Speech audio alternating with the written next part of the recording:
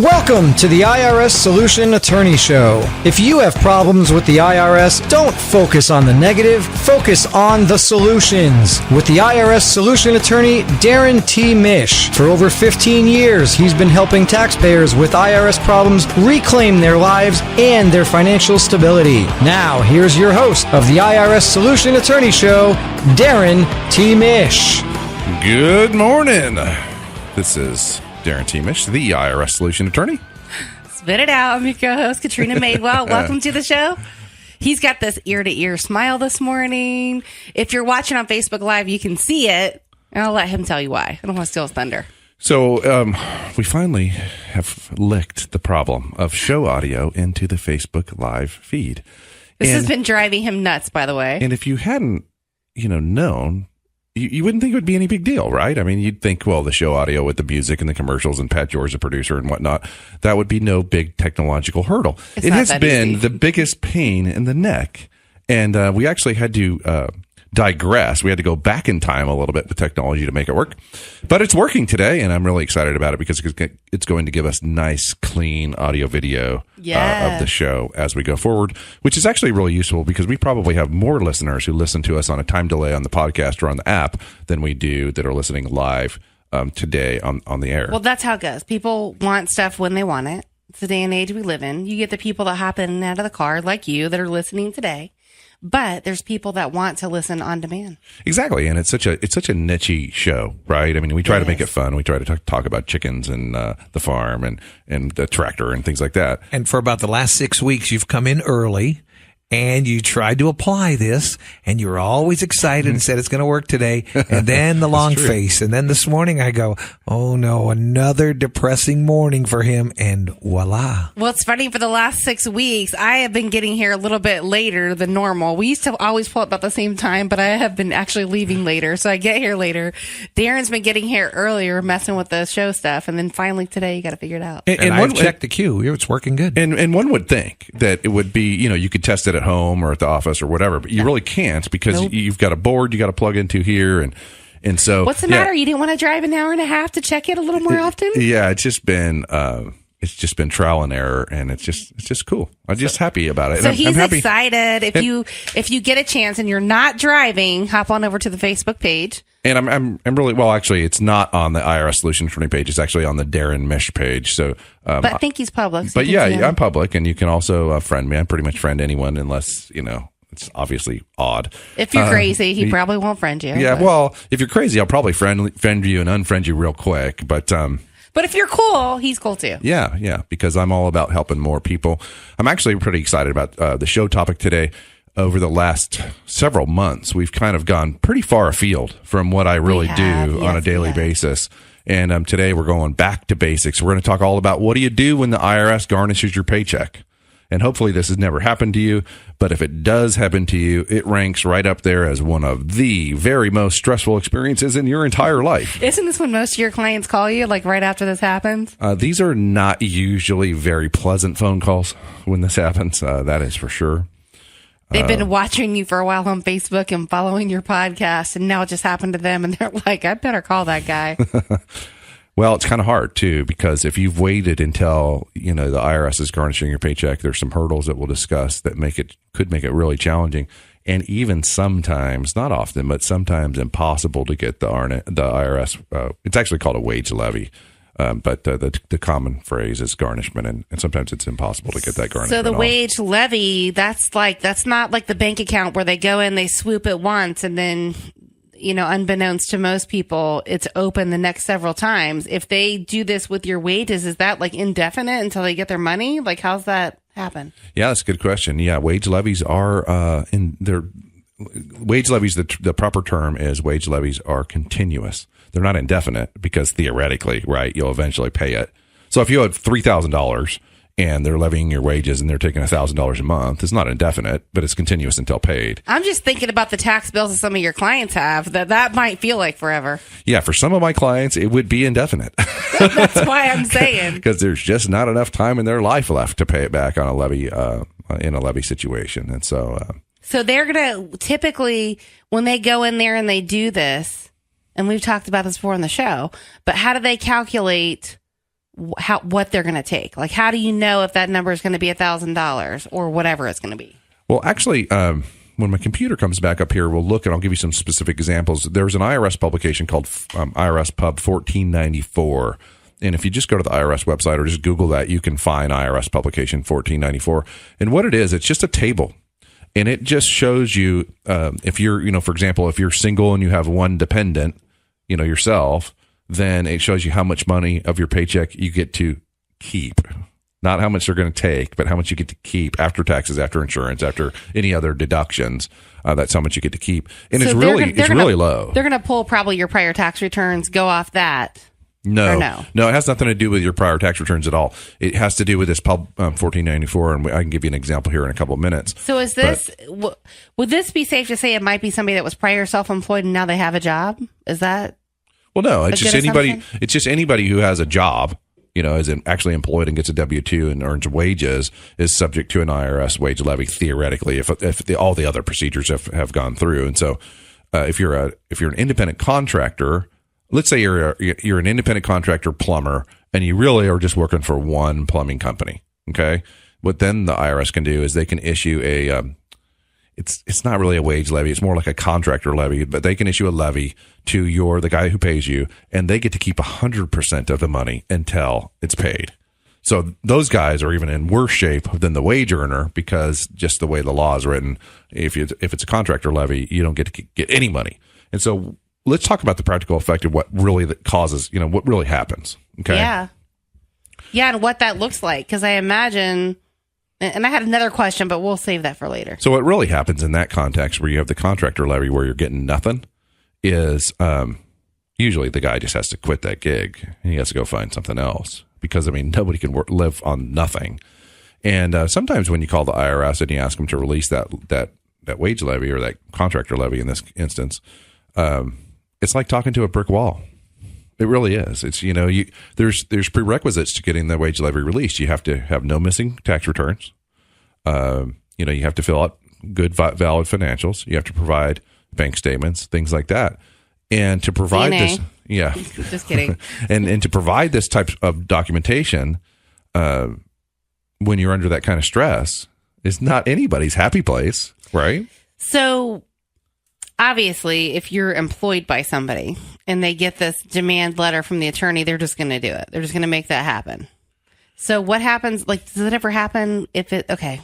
He's giving me this super confused look. I'm looking at her like, okay, so when did we talk about a demand letter from an attorney? No, when they we get the didn't wage say demand letter, but they have to get something from the IRS. When they get the wage levy notice from the IRS. So when the employer gets the wage levy notice from the IRS, the employer notifies the employee, hey, this is going to happen. And you need to contact the IRS to try to get this resolved. What's that time frame between the time they get the letter and when it happens? Right away? Next pay period. As fast as HR can implement it? So if you get it on Monday and you're supposed to get paid on Friday, it's going down on Friday. Okay. Now, sometimes employers are kind of cool about it and they'll say, okay, well, we're just going to kind of close our eyes and we'll start the next pay period and give you a little bit more time. But there's penalties to the employer if the employer doesn't comply. Now, what are those penalties like? Well, I don't know. I've never actually been on that I've side never of it? been on that side of it, but I believe they're significant. It's probably a forfeit of the money that should have been turned over. That's my best guess. So what happens if the letter that they're sending with the intent to levy the paycheck, am I saying it right or have it wrong still? No. When they get the wage levy notice. Okay, wage levy notice. So if they're self-employed and maybe they pay themselves as an employee, and so theoretically they would get it. Is that right? Okay, so I think here's the question. I'm going to restate it for you. Joe the plumber has his own corporation or LLC. Right, and he pays himself with a W-2. He pays himself with a W-2 through a payroll company or whatever. And the question is, okay, but Joe the plumber, the individual, has the wage levy and it was sent to his corporation or his company that he controls. What happens then? Well, what's supposed to happen under the law is... Have you had that? I have. Joe, the company, is supposed to obey the law. So tell me what happens. Give me a scenario. So what happens? You have Joe Plumber, and Joe Plumber got the letter. So did Joe Plumber call you right away when he got the letter, or did he still yet wait? And what happened next? Typically, people kind of realize at that point in time that this is something that's beyond their ability to handle, and they call us And what we would do in that kind of a situation is we would very quickly devise a collection alternative. Okay, so this is some lawyer talk. Collection alternative, What that means is some alternative to levy. I mean, levy's the most extreme thing that can happen, right? This means you've been ignoring this stuff for a while. Typically. So we'll either propose an installment agreement, propose an offer in compromise, ask for hardship status, or file a bankruptcy. And maybe we should break all of those down when we come back after the break. What do you say? Yeah, that'd be a good idea. All right, you're listening to the IRS Solution Attorney Show. You can catch our show live every Thursday here at 9 a.m. And then all of these shows are going to roll on over to a podcast at the IRS Solution Attorney. And if you want to get Darrin directly, you can get him at 888-GET-MISH. That's 888-438-6474. And we'll be back in just a moment. To know they care. You work for your pay. In fact, you make so much. Oh yeah, that IRS, they're gonna share.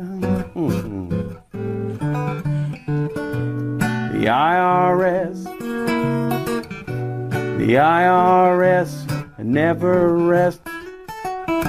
Yeah, what do you think? Welcome back to the IRS Solution Attorney Show.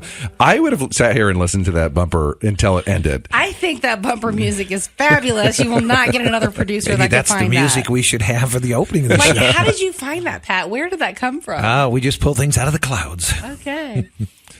So That's a pretty good bumper. You know, one of the things I was talking to my kids just last night, and we were talking about, I can't remember if we were talking about gambling or investing in the stock market. Kind of the same. Kind of the same. Right. With your kids? Yeah. Actually, my son was asking me about investing in IPOs. And, Really? And he was talking about, I could have made $100 a share because I knew that Snapchat was going to go up and then crash and How stuff old like is that guy? He's 15. So who cares if he spends a few bucks on an No, IPO? I don't care. I don't care. That's not the So point. what- so so- here's the point of the conversation. I said, he kind of calculated how much money he could have made. And then I said, but then you have your rich uncle you have to share with. And he kind of looked at me like, what? Oh, what And a great comment. I'm like, yeah, your silent partner. He's still kind of looking at me. Really? He didn't get that? I'm like, yeah, Uncle Sam. He's your partner. He doesn't share in losses, but he always shares in the profits. And he kind of got it. And he's like, oh, you're right. So that's one of the things that I think, that's one of my biggest problems with gambling, period, is, it's kind of fun and stuff. But if you go and really win, you got to give what, 30%? It depends on your tax bracket and how much you win and stuff. But you got to give a significant portion to your rich uncle, who has like this insatiable appetite for money. See, I love to gamble, but I don't think I ever bet that much to win that much to do anything with it. Yeah. So if you are a gambler, here's my advice. Before we had these cards and the electronics to track everything, it was really hard because you were supposed to track your losses. And if your losses exceeded your winnings, and they almost always do, then you could offset the winnings with the losses. But with the Players Club cards now, I think that the casinos are actually being more honest about what your actual losses were versus your winnings, even though they don't really want you to see, that it cost you $50,000 to win $25,000. But I think it's a lot easier to track now. I've done a bunch of gambling audits and stock market audits over the years, and that was one of the big hurdles. So what was Ryan's takeaway when he told him he had to share with Uncle Sam? I think his takeaway was he couldn't wait to get out of high school so he could go to college, so he could go to law school, so he could get out and come and fight the IRS with me every day at the office. It's so cool that he wants to do what you do. Yeah, I think it's pretty cool. I'm really proud of him. And even if he doesn't decide to do that, if he changes his mind, that's fine. That's great. Whatever makes him happy is what's important to me.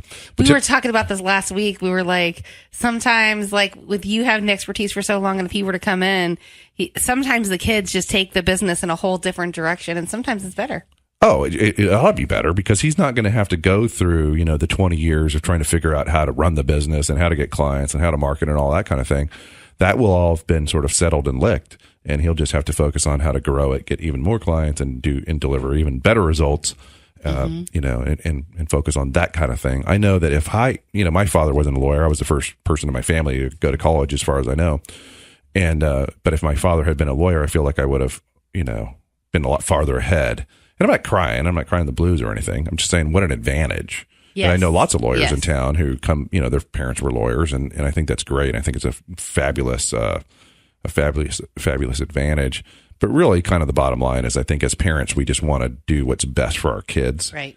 And it's just biological. It's even hard to explain, isn't it? Like, Yeah. I tell my friends who are expecting their first child, that when when you're married to your spouse and you're so in love with your spouse, you just kind of have a hard time imagining loving, having any more love to give. Like you love your spouse so much. And I said, as soon as you hold that baby in your arms for the very first time, your capacity to love expands like tenfold. And you're like, wow, I've never felt anything like this. And so really the two best days of my life were when my kids were born. Aww. And especially when my firstborn was born, my son, and I'm tearing up right now. I cried.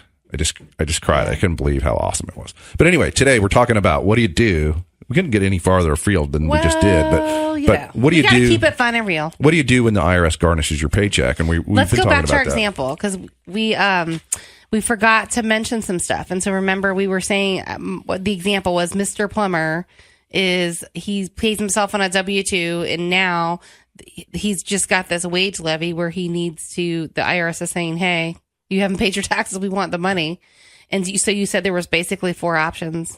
Yeah, the best thing to do is to get some professional help because it's going to be very hard to do if you just call the IRS yourself. Because at this point, what's happened is the IRS basically has you by the throat, and that grip is not going to be easily released. Okay, it's sad but true. That comment is from years and years of experience. I would much rather resolve a case before we got to that point because it's the single most hardest thing I have to do in my job is to try to call the IRS on behalf of a client with no leverage. I have no leverage, none. Because they've already got everything. At this point, I am a professional beggar. That's all I can do is call up, try to develop rapport with the person who answers the phone as quickly as I can. How long do I have to establish rapport with the person? Like 30 seconds? Less maybe? than, yeah. So I have to establish rapport with that person, and then I have to beg them to release this levy, and so it's very challenging. So let's talk about the different options. And what are Mr. Plumber's warning signs, too, before they get there? We'll talk about that next. Yeah, that's really good. Let's talk about the warning signs, okay? So the IRS cannot levy your paycheck unless they have sent to your last known address, which is not necessarily your current address, but the last known address, they have to send a certified letter. It's called a final notice of intent to levy. If that's been done in the past, then they can levy you, after 31 days, they can go ahead and levy you. Actually, after 30 days. So they can levy your paycheck, they can levy your bank account, all those types of things.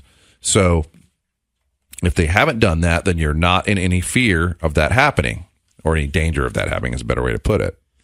But how do you know that was actually sent if they're sending it to some other address you never received it? So it's like...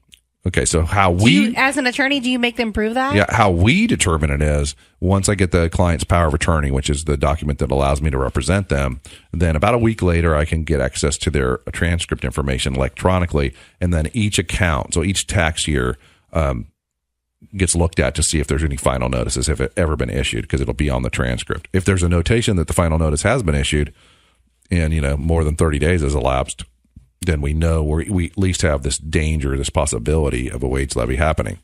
So one of the things that, let's talk about what do you do if you have a wage levy, because that's the topic of the show, right? So you can't have any missing tax returns. Now, if you have one on extension, that's fine. But if you don't have a valid extension, or let's say you're 2 or 3 years behind on your tax returns, the IRS's standard answer is going to be, well, we can't release the levy until you file your missing tax returns. And when you say missing tax returns, how far back do you have to go? Unfiled returns. You have to go back at least 6 years. If you're, like let's say you haven't filed for 10 years, and some people listening are like, what? I know. Who hasn't filed a tax return in 10 years? My clients. Darren's clients. So, and again, I'm not making light of it. It just happens. Just how it is. And so they have to file the last 6 years worth of tax returns. And if you think about it, it sort of makes sense. The IRS has you like on your knees. And what they want, I say this a lot on the show, what they want more than your money is they want you back in the system. They want those missing returns filed so that they can collect that money as well. Now, there are some extreme sort of hardship situations where we can, allege that the levy is causing such a dire economic hardship that they shouldn't force you to file the returns. That's a whole nother procedure that's beyond sort of the scope of the show today. But it theoretically can happen. There was a good tax court case out there that says, called Vinatieri, that says that if it's causing an economic hardship, then the IRS can't require that the missing returns be filed in lieu of releasing the levy. Economic hardship means something special, though. There's lots of terms of what we call terms of art in the law. And what terms of art means is like phrases that don't mean exactly how they sound. They mean special things. And that was one of the hardest things about law school, honestly, is you go to law school and you're thinking you speak the English language, right? It's common sense, not so much. This was back before, the internet was real prevalent. I used to lug around about a 4-pound law dictionary in my backpack just because I would be reading stuff in law school and I didn't even understand what these big Latin words meant and stuff. So that was one of the challenges of law school. But go back, learn the definition. Now learn what you're supposed to be learning. Yeah, exactly. So economic hardship in this context means the inability to pay for life's basic necessities like food, clothing, shelter, medical care, transportation, things like that. And that's all that means? That's all it means. So if it's if you're eating ramen noodles instead of steak, not an economic hardship. And usually the IRS's definition of economic hardship is really strict. Their definition is you're about to be evicted or foreclosed upon or the utilities have been turned off. That's their definition of economic hardship. Mine's a little bit more liberal. Mine would be the danger of these things happening. But now, does that count? Like, do they look at that? Or is it like your power bill actually has to be? I think if we had a power bill disconnect notice, hey, your power is going to be disconnected in 10 days. That would probably be sufficient, I would think. All right. Today we are talking about what to do when the IRS garnishes your paycheck. Or we'll talk about the danger zone, like what to see when you get there. A few other things next. If you want to get Darrin, you can get him at his off-air number, which is 888-GET-MISH. 888-438-6474. And all of our shows will roll over to a podcast. We'll be back in a minute. Save my life. $200 would ease the pain. The IRS is on my case. I think we should change the bumper music. That's so good. I mean, who hasn't had that feeling like $2,000 would save my life? I know I have. At some point or another, I think everyone. And yeah, I know I have. And $200 would ease the pain. I love that line. Never heard that song. Who's the artist? Do you know? Yeah, it's Angie Fisher. Well, welcome back to the IRS Solution Attorney Show. I am the IRS Solution Attorney, Darrin T. Mish. And today we're talking about what do you do when the IRS garnishes your paycheck? And to be fair, this is a really broad topic. It takes me, when I teach other lawyers and accountants and CPAs and enrolled agents how to do this kind of work, and I do that, it takes me hours to teach this topic. There's a lot to know here. But we're going to do our best to get through it in this radio show and this podcast episode and just try to get you to the point where you know what you need to know. Right. Well, you were talking as well about some of those options possibly being, you even threw bankruptcy in there. And that's a common misconception, right? That you cannot file bankruptcy. Yeah, a lot of people don't think that you can discharge taxes in bankruptcy, but that isn't true. We've done whole shows on this. And there are some timing rules that are probably too difficult to go through in the time we have today, but there's some timing rules. But here's the point of me mentioning bankruptcy in this context of a wage levy. Just the mere filing of the bankruptcy automatically by law dislodges the levy. That's what we call it. So it stops the levy immediately because there's something under the law, under bankruptcy law, called the automatic stay that kicks in, and everybody has to let go. And they have to let go. And so I'm not going to say I've never encountered a case where a bankruptcy was filed just to dislodge a levy and then ultimately got dismissed. Well, I mean, the law is there for a reason. So that is foolproof. That will work.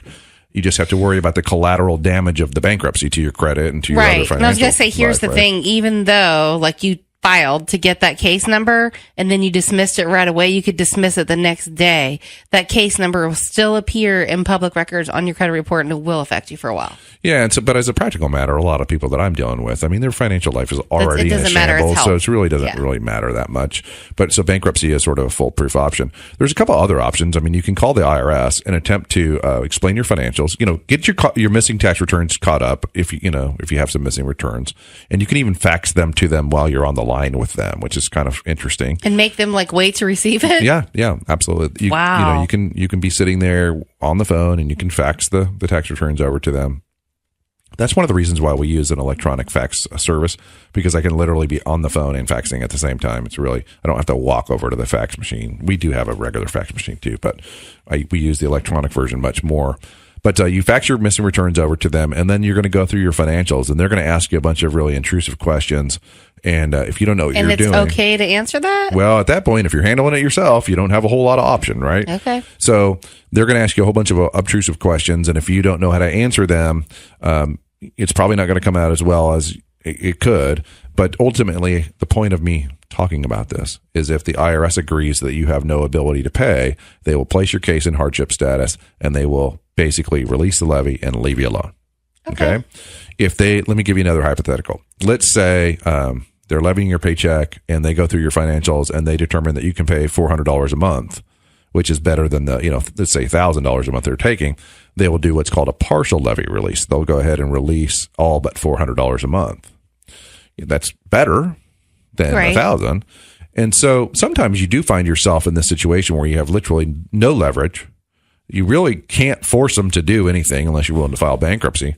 And so all you can really do is just take the least bad deal that you can come up with. So this is the crazy part. Like Darrin and I were talking about this on the break because he got the table to pull up, but they literally have this table so that, for example, if you're married and you're a family of 4, they literally tell you how much you can keep, and it doesn't matter how much you actually make. That's what you get to keep. Right. So we're looking at IRS publication 1494, and this is the table that Katrina's talking about.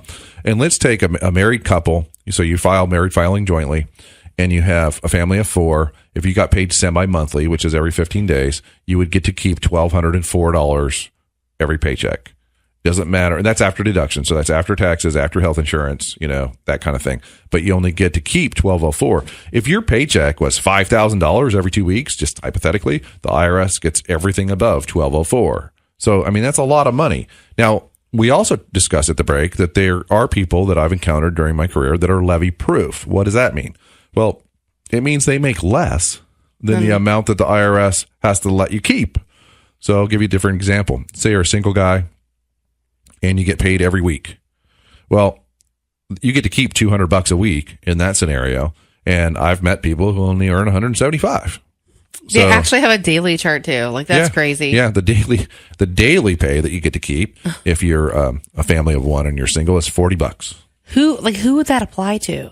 Like, have you day ever seen laborers, that? Okay. That kind of thing, or temp workers, that kind of thing. There are still, believe it or not, there are still people that get paid cash every day. And I run across them from time to time. Traffic reporters. Yeah, since Pat makes $32 a day, he would be levy proof. I watch a show on cable where you can live on $35 a day and eat breakfast, lunch, and dinner, so I'm taking notes every day on that. What are you talking about? But he's married and he's got a family. How many people are in your He's got a sugar mama is what I heard. Well, 17 and we have 3 bedrooms. There you go. Well, that's how they make ends meet, Get to work, Austin. Get to work. So there are people that are levy proof. They make so little money that, or let me give you a different example of somebody who could be levy proof. Let's say it's married filing jointly. You get paid semi-monthly, but you have 6 in your family. Well, you get to keep $1,541 under that scenario. And let's say you weren't making $3,000 a month. You were making, $2,800 a month. In that case, you're levy proof. The IRS will keep the levy in place, but they're not getting any money because this chart says that you get to keep that much. Are there ever times that that's very close where they go to the employer and go, "Hey, can you actually reduce my pay?" Does that ever happen? Not that I know. $50. I'm not going to say it's never happened, but it's kind of silly because let's say you were over by $50. The IRS would just get $50. It wouldn't make any net difference to the employee. What does he care? He still gets to keep all but $50. So it wouldn't be that tragic of a result either way. But if they make less, then they're levy proof and they can't take it, right? Right. But you're still going to have the last paycheck. You're still going to have the lower paycheck. I'll tell you one thing that happened one time, which is kind of interesting. Truck drivers have a high incidence of tax problems, especially independent owner operators, not so much company drivers, but independent owner operators have a high incidence of tax problems. And I was talking to a guy one time and he had a contractor levy. And so the IRS was keeping 100% of his pay. And this has been going on, a couple weeks or something. And he said, he asked me this question. He says, well, what would happen if I just started driving for a new company? What if I, just started driving for a new line? And I said, well, the IRS wouldn't know about that new job. And so they wouldn't levy it. And he's like, okay, cool. He picks up his cell phone. He quits one job. He hangs up. He calls the second guy. He's like, George, you got a spot for me? He's like, cool, right on. And he's talking to me and he goes, okay, I just fixed that. What's next? Yeah. So if you're in an industry like that where it's really easy to get a new gig, like a nurse or something, a truck driver, things like that, then that can be a solution too.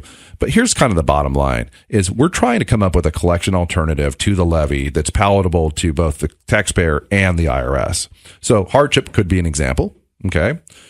The IRS doesn't really have any choice. If you can actually demonstrate the hardship, then they have to release the levy and place you in hardship status. Another example could be an installment agreement. Let's say you owe $20,000 and they're levying you, and you call them up and you go, "Hey, I want an installment agreement for $300 a month." I don't know if the math is right, but just say it was within. If it was, just say the math was right and $300 a month would cover it. They're really supposed to release the levy and put you in that installment agreement because it's not like this earth-shattering, tax problem. A lot of my clients. Do you have to fight them sometimes to get that to happen? Yeah. Yes, you do. And so this is a really good point that I want to make to people. There's like 100,000 people that work at the IRS. I don't know how many thousands of people answer the phone, but it's a significant number. Okay. And just like any other job or profession, some of those people that answer the phone are not going to be very nice or they're not going to be having a very good day. So here is the strategy. If you are talking to that person with the IRS and things are going poorly, it's going bad. Just hang up. And you can tell. What I tell people to do is just start saying, hello, I can't hear you. And then hang up. Wait about 30 minutes. Call back and get call somebody back again and you'll get somebody new. We're getting some love on that one. And you'll get somebody new. And it works. Because there's still people at the IRS who are nice and friendly and helpful and want to help people and things like that. And there's some people who, frankly, are just having a bad day. Yeah. So one of the funny things is, especially in the winter, I notice this a lot. When we call from Tampa, we tend to get people in Philadelphia early in the morning. Well, when they see that you're in Florida and it's February in Philadelphia and the Bucks just knocked the Philadelphia Eagles out of the playoffs. Sore. The wounds hurt. There was not a lot of love going on back then. And so, ironically enough, you picked Philadelphia. So one of the things that we would do is we would usually wait. Back then, we would wait till later in the day because then we can get somebody from the West Coast, from Washington or California. And honestly, I don't know how, but the people out west seem to be more laid back. Well, imagine that somebody in Fresno is more laid back than somebody in Philly. Okay, hard to believe, right? We talked about this before, but the Eagles are one of the only NFL stadiums that actually have a brig on site. And from what I understand, it's necessary. Oh, have you ever been to a Bucks game when they're playing Philadelphia? No, it's necessary. I'm not brave enough to do that. So that's entertainment at its finest to watch a lot of those people get thrown out of there. That's the real deal, huh? The other thing we didn't talk about either, Darrin, is this goes back to hardship status, but if they have no disposable income and what the IRS actually allows you to count within that disposable income limit. Yeah, that's rough. So let me define what monthly disposable income means. Monthly disposable income is the difference between your gross income minus your allowable expenses. So the key word there is allowable, right? So allowable. A lot of people think, well, they've got to let me pay my rent, right? No, negative. Not if it's above the allowable expense category. So I'll give you, I don't have time really to look it up, but the allowable housing allowance for Pinellas and Hillsborough County for a family of two is like $1,500. And I run across people all the time that are paying, $2,900 or $4,000 or these really big numbers because they have nicer housing, because they're accustomed to making more money. And so it causes problems because the IRS is not going to allow that. They're going to say, well, that extra money, the money above the allowable expense, they're going to say, well, that's available to pay your taxes. And when in reality, it's really not. And a lot of those people, I imagine, at some point they have to move or make a lifestyle shift or something changes. There's actually a provision in the law where the IRS has to give those taxpayers 1 year to adjust their expenses. So we can oftentimes work out a lower installment agreement for year one, and then it escalates in year two, and sometimes in year 3 and 4 too. But it just kind of depends. But there are times, I'm sure, where the income is extreme and different. Yeah, absolutely. So, all right. Well, you're listening to the IRS Solution Attorney Show. We'll be back in a minute. Trying to watch this crazy clock over here that's really teeny tiny. We'll be back in a minute. You can tell the boys at the IRS, this old boy, hell, I've had enough of the way the big man rakes it in.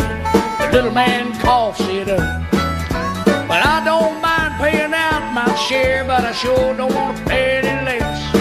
But you can write it off. I ain't never give a damn or a dime to the IRS. Welcome back to the IRS Solution Attorney Show. I am the IRS Solution Attorney, Darrin T. Mish. I'm your co-host, Katrina Madewell, and let's give some kudos to Pat George back here on the board, bringing in some excellent bumper music today. Yeah, we're having a great time. He's pulling out obscure songs with the references to taxes and the IRS. And everybody's dancing in here. I didn't even know there was that many songs about the IRS or that mentioned it, but apparently there is. Oh, the beauty of Google, right? Yeah. So he's furiously back there trying to find more and more. Plus, he's been music. in radio like his whole life, so I'm sure he's heard it at some point or another. This is true. He probably danced to that back in the saloon. In the cave. Only if the saloon had tequila. Well, I think they did. It does. Well, today we're talking about what do you do when the IRS garnishes your paycheck. And it's a really broad topic, but we're making some headway here. So let's talk about one last option if you have a wage levy and you're not being represented, you don't have any help. You could theoretically, if you do your financials and it shows a very low ability to pay on a monthly basis, you can pitch to the IRS that you want to actually submit an offer and compromise. And on occasion, they will go ahead and let you do that. They'll release the levy. They'll give you 30 days or maybe 60 days to prepare the offer. And they expect that offer to be there, where it needs to be within that time frame, that deadline. Otherwise, they're just going to levy you again. And so I would caution you in this scenario, you need to live up to your word. Okay. If they give you 30 days and you're, to file an offer, sure you don't need to blow it off. You need to get the offer in there because otherwise it's just going to come right back. And a lot of people, most people have got jobs that are just too good to just walk away from to go get another job. I mean, I just think it's so fascinating that last example you used where Billy Bob Trucker can just, hey, you got room for me, I'm moving on over. And how that doesn't follow them any faster. Well, there's a lot of free spirits in this country, and there's a lot of free spirits that drive trucks. And it's one of the things I really admire about those guys. And I think driving a truck would be cool. I don't think messing with loads would be cool, but I think just being out on the open road and seeing the sights and things, it would be really interesting. You don't like to drive an hour over here. What are you talking about? Well, yeah, that's true. You say that, but in theory, in a week you'd be done.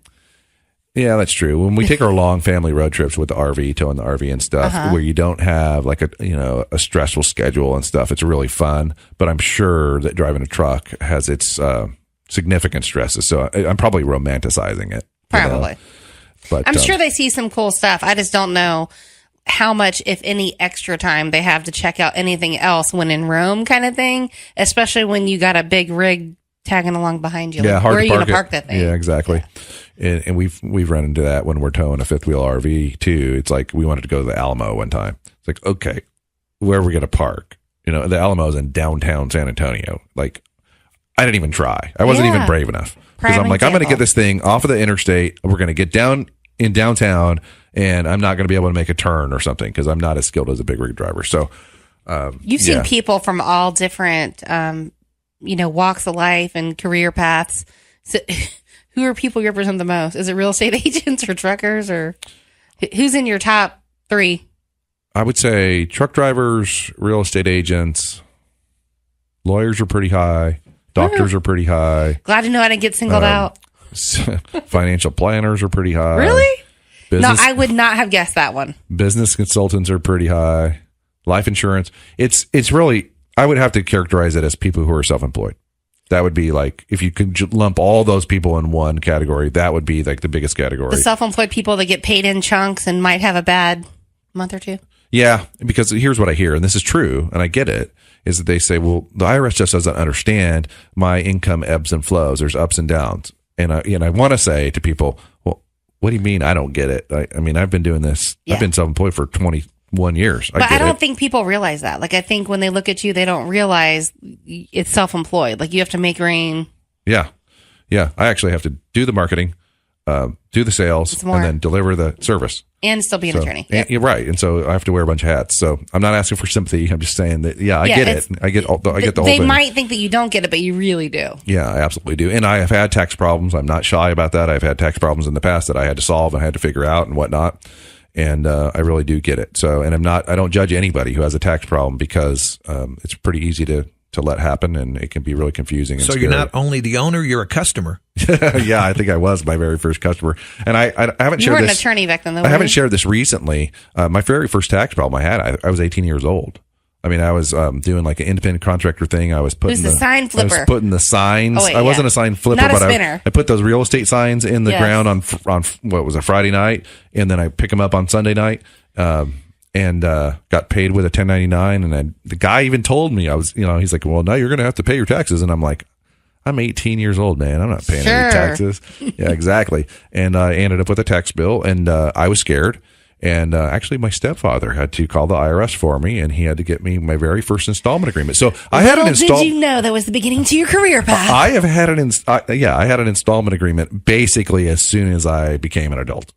Now that is not continued. I just want to make that clear. Right. But that experience was really instrumental. And ironically, the next job that I got, I worked as a customer service rep for a printing company that printed tax forms. Isn't that weird? This was like your cycle in life to get you on the path you're supposed to be on. So like at age, 18, 19, 20 years old, I was talking about W-2s, 941s, W-3s, 1099s, all that stuff. And so I here think I am it was now. God like pointing signs to you because this is where you're supposed to be. I guess so. So here I am 30 years later, and I'm still talking about W-2s and 941s and stuff. Well, that train signal was the signal that this is now the time for the IRS train wreck of the week. This is my very favorite part of the show, and today's is a little bit unusual. And here's why. This is a case that I handled where things didn't go super great at first. We filed an offer in compromise for this client. They owed about $40,000, and we filed an offer in compromise for this client, and we offered $7,236. And ultimately, the IRS rejected the offer, and things weren't going particularly well. And this was back in 2015 when we filed this offer. Okay, so. Which, as we mentioned before, it's not a fast process. It can take a little while. Yeah, it took about a year for them to reject it. They finally rejected it, and then. The client, frankly, was having some trouble deciding what he wanted to do next. We consulted about it, and our plan initially was, okay, well, let's just get another offer together, and we'll get it filed, and the second time it should work. Well, about 6 months later, after we made that decision, he was dragging his feet and stuff, and he called me, and he says, I think I'm just going to refinance my house, and I'm just going to full pay this thing. And I was like, wait, stop. What are you talking about? He's like, no, I think I'm just going to refi my house, and I'm going to pay the whole $40,000 off. I'm like, hold on. I pulled his transcripts electronically. I looked at them again, and I said, this was like January of this year. I said, hey, can you wait till July? He says, well, I don't know. Why? I said, because $22,000 of this is going to expire in July. So if you can just hold off, you're going to save $22,000. And then if you want to refi your house and pay the $18,000 balance, like, I'm all for it. That's great. Whatever. But fine. let's at least save you a few dollars here. So let's just wait until July. And he's like, okay. And so that's what happened. Just on July 17th, $22,000 expired for this gentleman. He owes a little bit over $18,000 now. He's going to get into an installment agreement. He's changed his mind again. He's going to get into an installment agreement for $200 and something. And the the liens are going to be released. Everything's going to be fine. And he's going to move on with his life. But that's the point of this story is you might have a solution, but it might not be the right solution. Or what they think, even if they listen to the show, you might have someone that says, oh, I know what I'm going to do. Right. To listen to the show. And so there's the benefit of actually talking to somebody who does this on a day-to-day basis. And I'm actually as proud of that result as I am of any result I've ever gotten. Well, things can change. And I'm sure since it takes so long, there's times that things can change midstream, which changes what you do in the direction you go. Yeah, just because there's variables in life, sometimes there's variables on how it's going to turn out. All right. Thanks for listening to the IRS Solution Attorney Show. For today, we're out.